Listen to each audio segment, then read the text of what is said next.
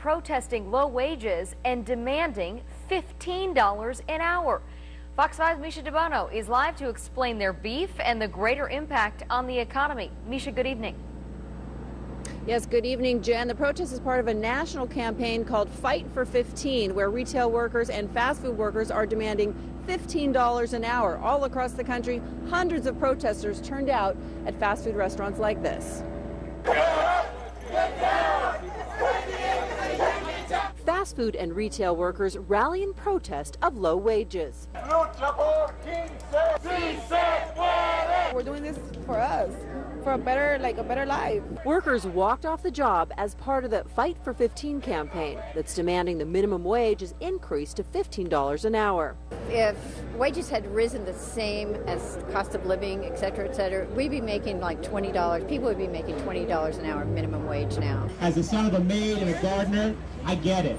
And that's why I know we can do better. This protest in front of Wendy's restaurant is getting support from Mayor Todd Gloria. I believe that if you work full-time, you shouldn't have to live in poverty. According to the California Restaurant Association, restaurants employ 1 in 12 people in the county and 52,000 in the city. In the past, retail and fast food workers were mostly teenagers and students, but that, says rally organizers, is no longer the case. Their average weekly earnings are only $294.